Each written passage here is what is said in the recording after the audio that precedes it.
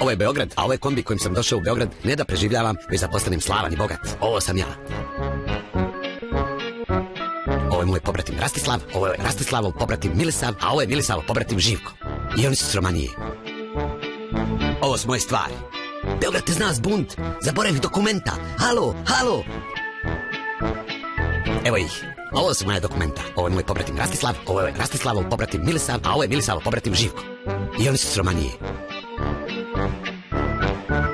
Beograd je nekome majka, a nekom maćeha. I Hitler i Gandhi u isto vrijeme.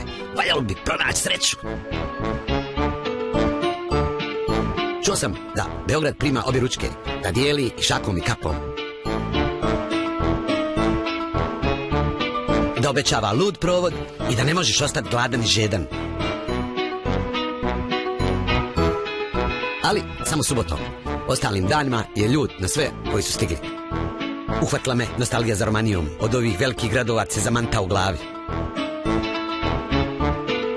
Nema čovjeka da nema rođaka u Beogradu. Ja ih imam više. Došao sam kod jednog od njih. Primio me punim srcem.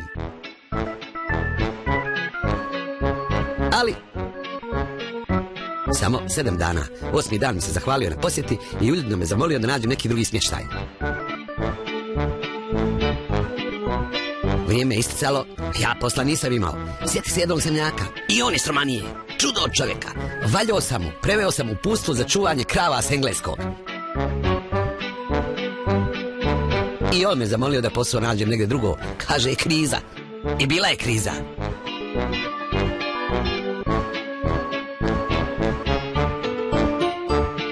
Ali sam se onda sjetio Evropske unije. Tamo nikad nije kriza. Mediji su bili moja prva ljubav. Taki smo mi Romanici. Konkurisao sam za novu televiziju. Pregovori su trajali 5 sati.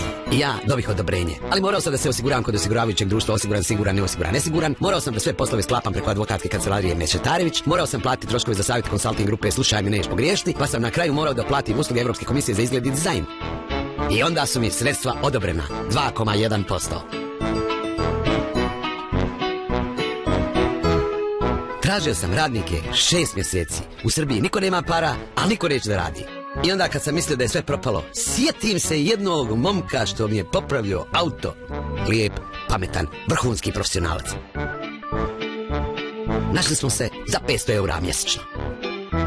Muzika je izuzetno važna za svaki program, pa i za televizijski. Bez urednika nema ni dobrog programa. Našao sam ga kod mog zemljaka, znao je sve pjesme, i narodne i zabavne, a pjeva ko premijer. Imao je prefinjen ukus, a lijep je ko slika. I eto, napravili smo televiziju koja će zavladati medijskim nebom Srbije, pa i šire. U okviru Eurovizije nema bolje od nadrealne televizije. Samo da nam je još kamerman normalan. Uglješa, ba! Uglješa, vrati kameru! Uglješa!